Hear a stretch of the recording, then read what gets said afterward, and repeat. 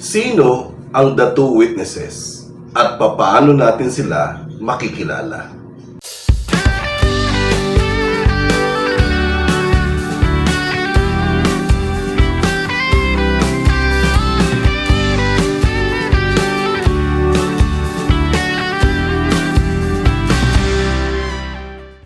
Mapagpalang buhay po sa ating lahat mga ka-worship. Kamusta na po kayo?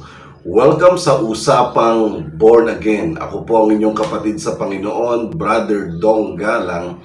At ngayon po ay isang paksa na naman sa Bible ang atin pong pag-uusapan. Humihingi ako ng paumanhin sapagkat medyo nitong nagdaang araw ay hindi po ako nakakapag-post. Ako po kasi ay maraming activity. May kinasal na naman po kasi ako nitong June 5 at ito po ay ginanap sa May Taytay, okay? At binabati ko nga pala diyan si Benedict at saka si Irish Mabesa, okay? Shout out sa inyo mga inaanak, okay? Well, anyway, ako po kasi ay pinagpala ng Panginoon ng mga maraming ginagawa. At sa kasalukuyan po yung marami pa rin po akong ginagawa. Pero purihin ng Diyos, nakasingit po ako ng isang pagkakataon para muli ay makasama kayo at makapanayam kayo sa isang video na atin pong tatalakayin ngayong araw. At ang pamagat po nito ay walang iba kung hindi sino ang the two witnesses.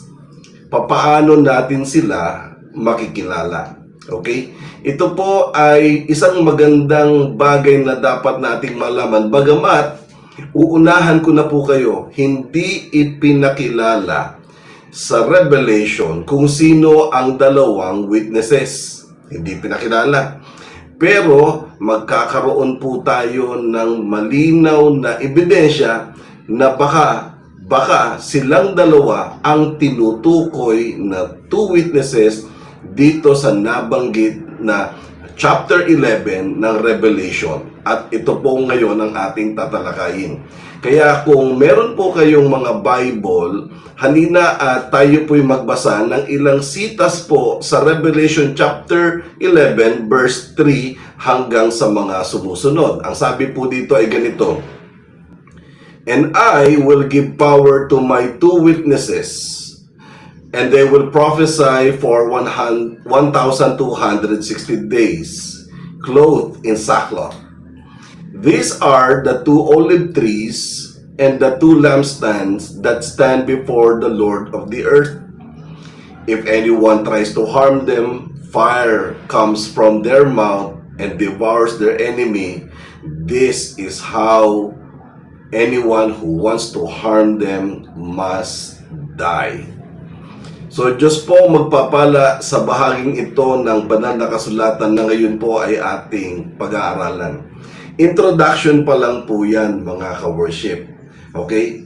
At ngayon, tumungo na po talaga tayo sa ating pong pinag-uusapan. Sino ang the two witnesses? Paano ba natin sila makikilala? Ang Book of Revelation po ay nagpapahayag patungkol sa dalawang ito na tinatawag pong the two witnesses. Okay, bibigyan ko lamang po kayo ng kaliwanag pagdating po sa salitang witness, okay? Sa Tagalog po, sila po ay saksi. Sila yung mga nakakita, kaya sila yung makakapagbigay liwanag sa kabuuan ng isang pangyayari. Tandaan po ninyo ito, mga ka-worship. Kahit sa korte, matibay ang kaso kapag meron pong saksi. Ibig sabihin, matibay ang latag ng isang kaso kapag meron pong witness na siya mismong magpapatunay sa pangyayaring naganap, dahil kapag walang saksi, ang kaso po ay hindi uusad. Kinakailangan po may ebidensya, at ang pinakamatibay pong ebidensya ay yung nakasaksi, yung witness, mga kapatid. At itong witness pong ito, siya po ang tatawaging credible witness o matibay na saligan ng buong pangyayari sapagkat una, nandoon siya sa mismong pinangyarihan at kitang-kita niya ang buong pangyayari. Yan po yung definition ng witness o saksi. And therefore, ang pag-uusapan po natin dito ay ang the two witnesses na maituturing po natin credible witness. Dahil nandoon sila sa mismong pangyayari. At ito po yung ating magiging topic sa araw na ito, the two witnesses po. Ngayon, balikan po natin ang revelation na akin pong binasa. Ang sabi po dito, sa panayam po o sa pagpapahayag po ni John the Beloved sa kwento, naisulat niya to sa Revelation chapter 11. Sabi niya, "And I will give power to my two witnesses, and they will prophesy for 1,260 days, clothed in sackcloth. These are the two olive trees and the two lampstands that stand before the Lord of the earth. If anyone tries to harm them, fire comes from their mouth and devour their enemies. This is how anyone who wants to harm them must die. These men have the power to shut up the sky so it will not rain during the time they are prophesying. And they have the power to turn the waters into blood and to strike the earth with every kind of plague as often as they want." Ang two witnesses, di umano, ay ang sabi po dito sa verse 4, "These are the two olive trees and the two lampstands that stand before the Lord of the earth." Sila po ay tinatawag na two olive trees. At tinatawag din po silang two lampstand. Okay? Mga puno ba sila? Hindi po sila mga puno. Mga lampstand din po ba sila? Hindi rin po. Ito po ay figure of speech lang. Bansag lang po ito sa kanila. Ngayon, kung tatanungin nyo, brother Dong, bakit sila tinatawag na two olive trees kung hindi sila puno? Kasi kung magiging puno sila, hindi sila magiging lampstand, di ba? At kung tatawagin naman silang lampstand, hindi sila tatawagin mga puno. Okay? Imposibleng puno na at lampstand. Ito po kasi ay mga bansag lang sa kanila. Hindi sila totoong mga puno at hindi rin po sila totoong poste ng mga ilaw sapagkat ang dalawa pong ito yung mga persona. Mga nilalang. In fact, ang the two witnesses po ay parehong lalaki. Mamaya po, babaybayin natin para makita po ninyo yung pakahulugan kung bakit tinatawag po silang witnesses. Okay? Ngayon po, para makita po natin sa timeline, okay? Doon po sa tribulation na nakikita nyo ngayon dyan sa screen, may tinatawag na 7 years of tribulation, okay? Dito po sa Revelation na binabanggit yung tinatawag na 1,260 days, yan po ay 42 months. At yan din po ay 3.5 years. Ibig sabihin, sa loob ng 7 years of tribulation, ang 1,260 days po ay kalahati ng 7 years of tribulation. So, yung pong unang kalahati, okay, yung first 3.5 years po, ay yung tinatawag nating bago dumating yung mid o kalagitnaan ng 7 years. At pagkatapos po ay yung kalahati naman pagkatapos po ng 3.5 years. Saan makikita yung pong the two witnesses? Yan po ay somewhere po bago mag-mid ng trib. Ibig sabihin, mula sa umpisa, doon po sa 1,260 days na umpisa, diyan po mag-a-appear ang dalawang witness na yan. Tandaan po ninyo, ulitin ko po, ang 3.5 years na equivalent sa 42 months ay equal din po yan sa 1,260 days. Yan po ay kalahati ng 7 years of tribulation. Nandiyan po sila, okay? Ang dalawang nilalang na ito, ang dalawa pong witness na ito na magpapatotoo dahil sila po ay saksi. Sila po ay may sapat na katibayan sapagkat sila po ay nakakita ng lahat at kabuuang pangyayari. Kaya makikita po natin na sila po ay credible na witness po, mga kapatid. Ngayon, para maunawaan po natin, mainam siguro basahin natin talaga siya imbis na sa verse 3 kundi sa verse 1 na po ng Revelation chapter 11. Ang sabi po dito, I was given a reed like a measuring rod and was told, go and measure the temple of God and the altar and count the worshippers there. But exclude the outer court. Do not measure it because it has been given to the Gentiles. They will trample on the holy city for 42 months. And I will give power to my two witnesses, and they will prophesy for 1,260 days, clothed in sackcloth. Okay, sabi ko nga po dito sa verse 4, these are the two olive trees and the two lampstands that stand before the Lord of the earth. Mas mainam po rito kung ilalagay po natin yung Tagalog translation, mga kapatid. Halimbawa po sa verse 5, if anyone tries to harm them, fire comes from their mouth and devour their enemy. This is how who wants to harm them must die.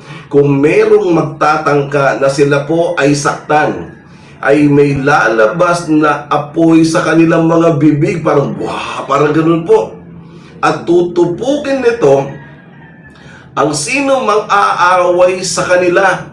Ganyan ang sasapitin ng sino mang magtatangka sa kanila, sapagkat sila ay karapat-dapat na mga mamatay. Sabi, they must die.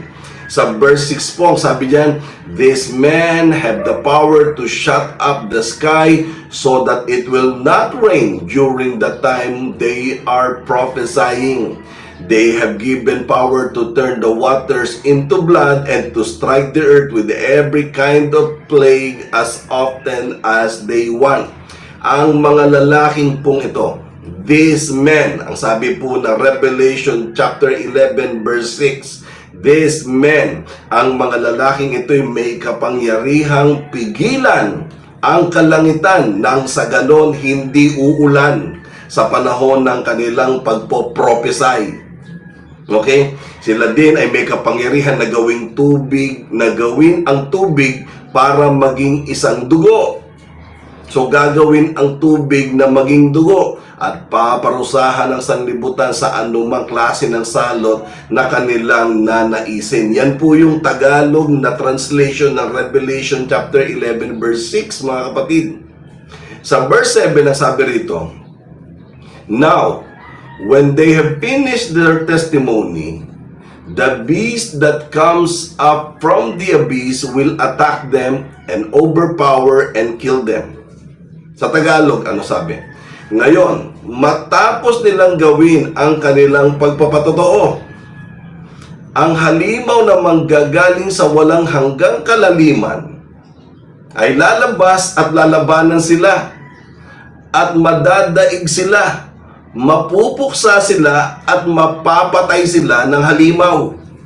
Okay?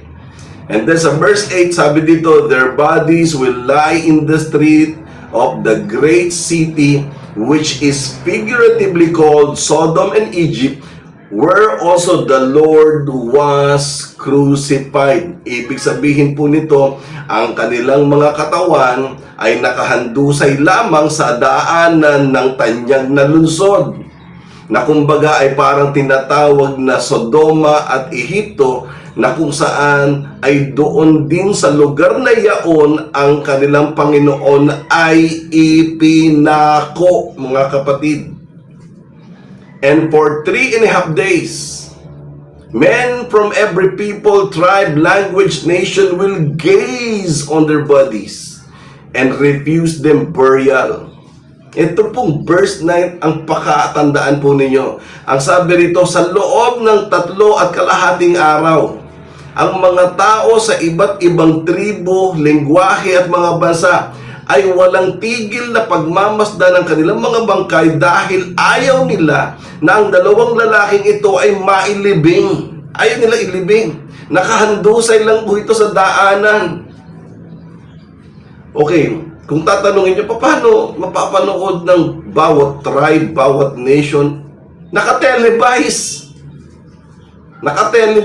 Nakatelevise sa mainstream media, okay? At nakikita sa social media. Dalawa ho na kasingin ng ating media. Yung mainstream media, kagaya ng Channel 7, Channel 2, Channel 5, mainstream media po yan. Social media, kagaya po ng Instagram, Facebook, YouTube, di ba? TikTok, yan po, kita rin po yan. Kaya walang hindi makakakita dito sa dalawang ito na nakahandusay sa daanan. At ayaw, sila ay nagsasabing, huwag ilibing yan. Okay? Huwag daw ilibing. For 3.5 days. Ang sabi po sa verse 10, tingnan niyo po ang inyong aklat, kasi ang binabasa ko po ay NIV translation eh. Ang sabi po dito, the inhabitants of the earth will gloat over them and will celebrate by sending each other's gift because the two prophets had tormented those who live on earth. Sa Tagalog po, ang lahat ng tao ay tuwang-tuwa sa kanilang pagkakamatay. At nagdiriwang pa sila sa pamamagitan ng pagbibigayan ng mga regalo dahil ang dalawang propetang ito ay labis-labis na nagpahirap sa kanila nung sila ay mga nabubuhay pa. Pero sa verse 11, ang sabi dyan, but after 3 days or 3.5 days, a breath of life from God entered them and they stood on their feet. And the terror stuck to those who saw them. Pero matapos ng 3.5 araw, ang hininga ng Diyos ay papasok sa kanila at sila ay muling mabubuhay. At labis itong kakatakutan ng mga taong nakakita sa kanilang muling pagkabuhay, mga kapatid. Nabuhay ito. Napatay ito ng isang halimaw na nanggaling sa walang hanggang kalaliman. Okay, the beast that came from the abyss, okay, at na-overpower nila ang dalawang witness na ito at napatay, pero after 3.5 days, ito po ay muling nabuhay. Yung celebration nila, naudlot. Akalain nyo nagpapalitan pa ng regalo. Sa kanilang kamatayang dalawa ay biglang nabuhay. At labis itong kinatakutan ng mga taong nakakita sa kanilang muling pagkabuhay. At sa verse 12, okay, bukas ba mga Bible nyo? Revelation 11 verse 12, then they heard a loud voice from heaven saying to them, come up here. And they went up to heaven in a cloud while their enemies looked on. At pagkatapos ay may narinig silang napakalakas na tinig na mula sa langit na nagsasabing, umakyat na kayo dito. At silang ang dalawa ay umakyat sa kalangitan habang ang mga kaaway nila ay pinagmamasdan ang lahat ng buong pangyayari. Kita nila na umakyat sa heaven. Ang verse 13, Revelation 11. At that very hour, there was a severe earthquake, and a tenth of the city collapsed. 7,000 people were killed in that earthquake, and the survivors were terrified and gave glory to the God of heaven. Sa Tagalog po, at nung oras ding yaon, ay nagkaroon ng pagkalakas-lakas na lindol at ang 10 bahagi ng syudad ay gumuho.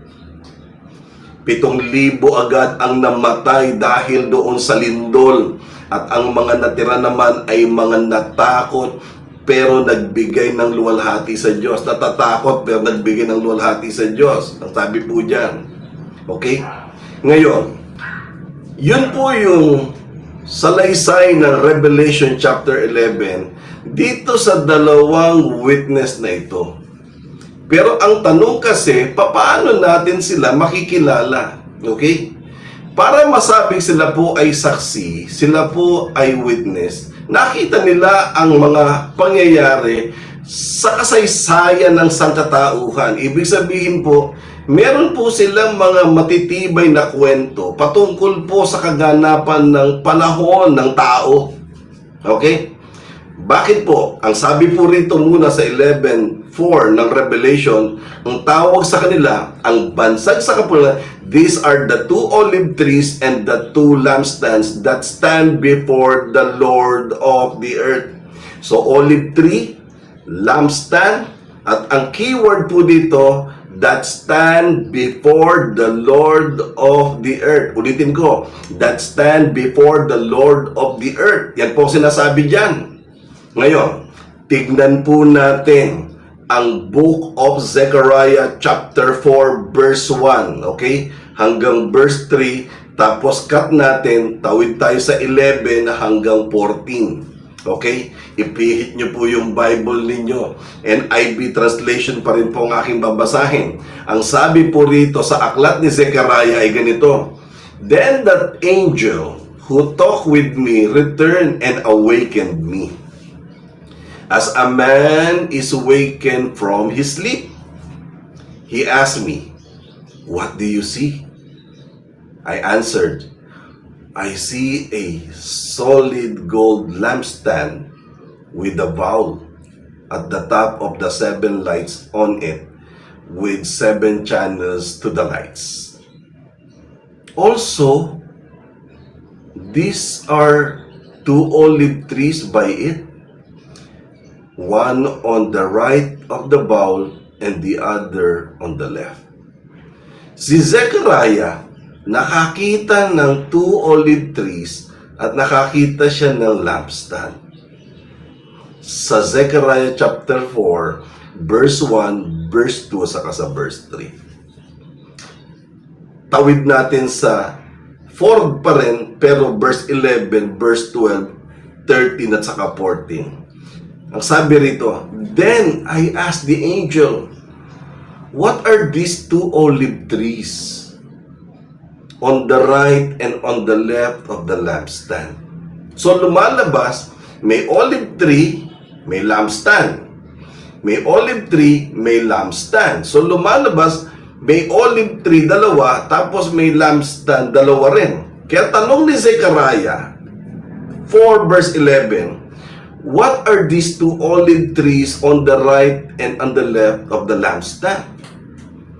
Again, I asked him, What are these 2 olive branches beside the 2 gold pipes that pour out golden oil? And then he replied, sumagot, Do you not know what are these? No, my Lord, I said, sabi ni Zechariah. And then he said, verse 14, These are the 2 anointed to serve the Lord of all the earth. So lumalabas yung word na Lord of the earth. Yan din po yung Revelation chapter 11 verse 4, na kung saan they will stand before the Lord of the earth. These are the 2 anointed ones to serve the Lord of all the earth. Lumalabas bago pa mag 11:4 ng Revelation, naisulat na ito ni Zechariah sa chapter 4:14. Nagigets niyo po? Yung discussion sa Revelation 11 verse 4-5 ay equal and the same sa Zechariah chapter 4 verse 1, 2, and 3. Na kung saan sinasabi, ito yung olive tree, ito yung lampstand that stand before the Lord of the earth. At sinasabi rin dito sa Zechariah, these 2 olive trees, ang sabi diyan ay sila yung 2 anointed ones. Anointed ones to serve the Lord of the earth. So, yung pagpapakilala na sila yung olive tree at lampstand, ito po yung mga bansag lang, pero sila po yung mga nilalang, mga lalaki po sila, na sila po ay mga witness. Okay? Ngayon, kung ang olive tree at lampstand ay isa, paano sila makikilala? Okay? So, kaya na natin i-justify na hindi talaga sila puno at hindi sila ilaw, kundi sila po yung 2 lalaki. Okay? Ang two witnesses po ay dalawang lalaki. Okay? The two anointed one to serve the Lord of all the earth. Okay? Para makita po natin, tingnan natin yung tinataglay nilang kapangyarihan sa verse 6 po. Okay?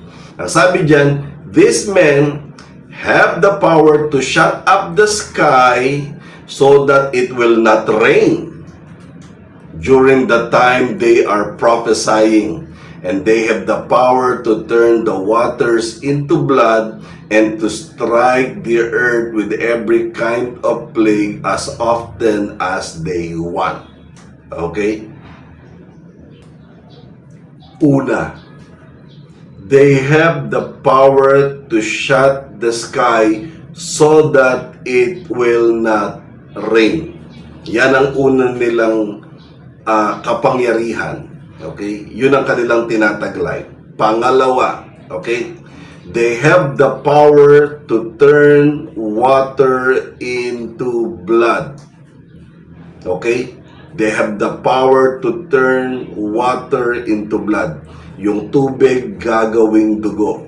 Pangatlo, they have the power to strike the earth every kind of plague as often as they want. Ibig sabihin, meron silang kapangyarihang maglagay ng klase ng anumang klase ng salot hanggat kanilang nanaisin, mga kapatid. Okay? Ngayon, kung atin pong uuriin, shut up the sky so that it will not rain, sino papasok sa isip natin? Shutting up the sky so that it will not rain. Or turning the water into blood? Sino pumapasok sa isip ninyo na dalawang nilalang na may kakayahang pigilan ang kalangitan para wag umulan at may kakayahan din na ang tubig gawing dugo? Okay? So, una, mga kapatid, sa atin pong binabasa, meron pong dalawang candidate dito. Candidate, okay? Ulitin ko yung salita, kandidato na magsaswak po talaga doon sa karakteristik ng two witnesses. Number one, Elijah could be a good candidate to one of the two witnesses. Okay? Bakit po? Sa James chapter 5 verse 17 and 18. Ang sabi po diyan sa James chapter 5 verse 17, Elijah was a man just like us. He prayed earnestly that it will not rain, and it did not rain on the land for 3.5 years. And he prayed, and the heavens gave rain, and the earth produced its crop. And that is 3.5 years. Si Elijah, meron siyang tinataglay na kapangyarihan nung siya po'y nanalangin na wag umulan, hindi umulan ng 3.5 taon. Ang tanong, si Elijah ba yung isa sa two witnesses? Diba? Okay? So lumalabas, kwento kasi ito na dinidiscuss ni James, na hango po ito sa 1 King chapter 17 nung panahon po ni Jezebel at saka ni King Ahab. Dahil po matitigas ang ulo ng mga Israelita, abay nagpray si Elijah na huwag umulan. Okay? At alam mo ninyo, ang pinaka-climax po nung drought na yun ay yung showdown ni Elijah at saka yung 400 plus 400 prophet ni Baal po eh. Well, anyway, ibang kwento po yun. Pero ang tinutukoy po doon, noong mga panahon pong yun, mga kapatid, yun po ay under the prayer of Elijah at hindi po umuulan nun sa loob po ng 3.5 taon. Kaya agad-agad sa kanya mga tao. May kakayahan si Elijah na manalangin para wag umulan. Okay? At may kakayahan si Elijah na magpababa ng apoy. Kasi nung mag-pray po siya doon sa handog na baka, sabi niya, Panginoon, patunayan mo nga sa kanila ikaw ang Diyos. Yung ang isiksi po ng prayer niya, pagkatapos po ball of fire from heaven nag-struck down doon sa kanyang offering po na nakalubog sa tubig, mga kapatid, at ito po'y nagliyab. Ganon ang tinataglay na kapangyarihan ng propetang ito. Nagpapababa ng apoy at saka nagpapapigil ng ulan, mga kapatid. Okay? Could be Elijah as one of the good candidate for the two witnesses. Tingnan natin yung pangalawa. Okay? Could Moses be one good candidate for one of the two witnesses? So yung Elijah yung isa, yung Moses yung isa. Bakit po? Eh, sabi rito, they have the power to turn the water into blood. Gagawing dugo ang tubig. Eh, sinong karakter sa Bible, sa Old Testament ang may ganong kakayahan? Diba? Exodus chapter 7 verse 20 and 21. Ang sabi dito, Moses and Aaron did just as the Lord had commanded.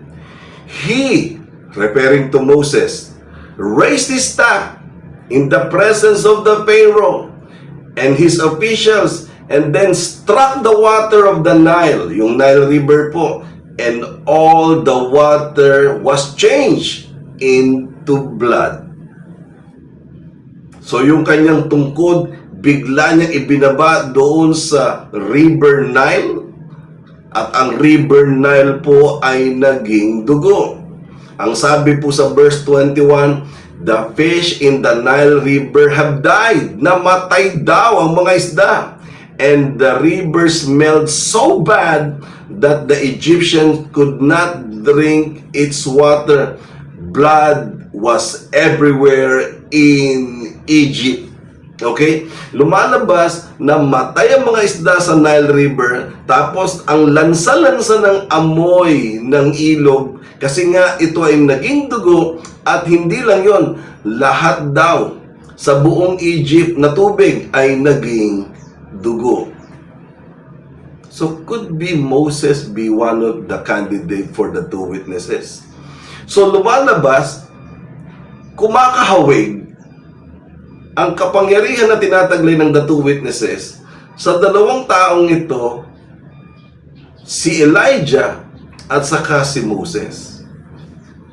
At ito pa, mga kapatid, Malakay chapter 4 verse 4 and 5. Okay? Malakay chapter 4 verse 4 and 5. Sulat niyo po ito. Remember the law of my servant Moses. Binanggit niya si Moses sa verse 4. The decrees and laws I have gave him at Horeb for all Israel. So nabanggit si Moses sa verse 4. Paano sa verse 5? Ang sabi diyan, verse 5, see, I will send you the prophet Elijah before the great and dreadful day of the Lord comes. Great and dreadful days. I will send you prophet Elijah. Dito po sa Malakay 4 at saka 5, binanggit si Moses, binanggit si Elijah. Bagamat dito po, kung babasahin po natin, ang babalik si Elijah. Pero sinasabi ni Yahweh sa bayan ng Israel, tandaan nyo ang batas na ibinigay ko kay Moses. Remember the law of my servant Moses, the decrees and laws I gave him at Horeb for all Israel. Okay? So, hindi na ipaghiwalay sa Malakay chapter 4 verse 4 at saka verse 5 si Moses at saka si Elijah. Okay? Ito pa pinakamatindi niyan, mga kapatid. Matthew chapter 17 verse 1 to 6. Okay? Yung transfiguration ni Jesus. Verse 1 ng 17 of Matthew. After 6 days, Jesus took him Peter, James, and John, the brother of James, and led them up a high mountain by themselves. There he was transfigured before them. His face shone like the sun, and his clothes became as white as the light. Just then, there appeared before them Moses and Elijah talking with Jesus. kausap nila ang ating Panginoon. Si Moses at saka si Elijah, alam mo ninyo mga kapatid, kung tatakbuhin natin yung kwento, sundan pa natin yung verse 4 saka verse 5, nagulat sila Peter. Sabi rito ni Peter, Peter said to Jesus, Lord, it is good for us to be here. If you wish, I will put up 3 shelter. Magtatayo po ako ng 3 kubol. 1 for you, 1 for Moses, and 1 for Elijah. Okay? While he was still speaking, si Peter, a bright cloud enveloped them, and a voice from the cloud said, This is my son, whom I love, whom I am well pleased. Listen to him. Naku, natakot. Napagalitan si Peter nung isang malakas na tinig. Siyempre, ang Diyos yun. Okay? Dahil nakita kasi ni Peter at isang kakaibang pangyayari. Imagine, nakita mo yung si Moses, si Elijah, saka si Jesus na nag-uusap. Okay? At sa sobrang tuwa, magtatayo na rin siya ng kubol. Anong kubol? Bisa nga ba? Ano kaya ito gagawin ni Peter? Anong gagawin mo? Ba't may kubol? Hindi, para magpapahula sila. Pipili sila kung si Moses o kundi si Elijah o kay Jesus kung kalin sila kung magpapabasa na kanilang kinabukasan. Well, anyway, naggalit po ang Diyos yan. Napagalitan si Peter. Bakit? Atrebido kasi. Ayan, di ba? Ay, nako, si Peter talaga. Well, anyway, nagpakita po si Elijah at si Moses sa ating Panginoong Hesus at nagkausap sila. Ano ang pinag-usapan? Ang sagot? Siyempre, hindi natin alam. Okay? Hindi natin alam kung anong pinag-usapan. But one thing is for sure, mga ka-worship. Hindi nila pag-uusapan dito ang mga nagawa nila ng nakaraan. Okay? Kasi 3 bagay lang naman, di ba, ang pinag-uusapan. Sa context ng timeline, kapag kayo po'y nakikipag-usap, ang pinag-uusapan 3 bagay eh. Nakaraan, kasalukuyan, o kaya hinaharap. Laging ganyan, di ba? Kahit anong pinag-uusapan ninyo, ang pinag-uusapan nyo ba ay nakaraan, o yung present, o yung future, yung past, yung present, yung future. Pero for sure, they will not discuss the past. Moses, Elijah, and Jesus, most likely, they will not discuss the past. Hindi na pag-uusapan yung nakaraan. Malaki ang possibility, mga ka-worship, ang pinag-uusapan nila ay ang kasalukuyan at saka ang hinaharap. Malaki ang possibility.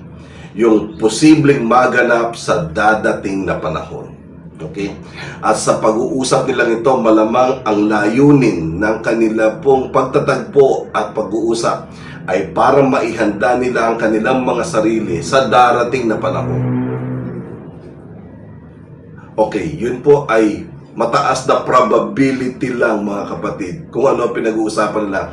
Yung eksaktong pinag-uusapan di natin alam. Pero yung probability na kung saan sa timeline ng pinag-uusapan nila, of course, hindi nila pag-uusapan yung nakaraan, pero sa context ng timeline, malamang ang pinag-uusapan nila ay present going to the future.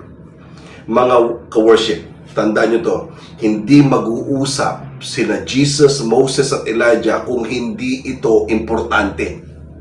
Ulitin ko, hindi po mag-uusap sila Jesus, Moses at Elijah kung hindi ito importante. Therefore, mga kapatid, ito po ay importante at siguradong may kinalaman ito. Una, sa sangkatauhan. Pangalawa, sa sanlibutan. Pangatlo, sa darating na panahon.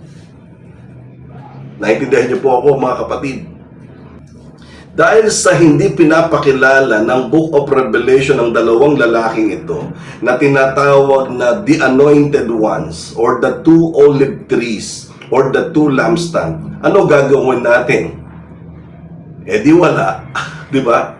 Dinidiscuss lang po natin ito para nang sa ganon ay magkaroon lang po tayo ng kaalaman sa Revelation chapter 11. Sapat na po na may idea tayo sa kanilang mga pagkatao.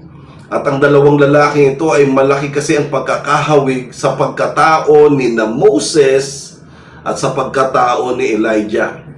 At kagaya ng mahigpit na bilin ni John na huwag ninyong dadagdagan, huwag ninyong babawasan ng anumang nakasulat dito. Sabi yan sa Revelation chapter 22 verse 18 and 19. And therefore, okay, hindi natin maikukonclude mga kapatid na sila nga ba talaga si Moses at Elijah, pero mataas po kasi ang probability. Most likely, they are the best candidate to identify the two witnesses po. Okay? Sapat na ang isang kaalaman na may dalawang nilalang na sa panahon ng tribulation ay pipilitin pa rin ng dalawang ito na manawagan sa mga tao na magbalik loob sa Diyos. At huwag maniwala sa Antikristong nakaupo sa panahon na yon. Kaya lang po, ang nakakalungkot, hindi sila pinaniniwalaan.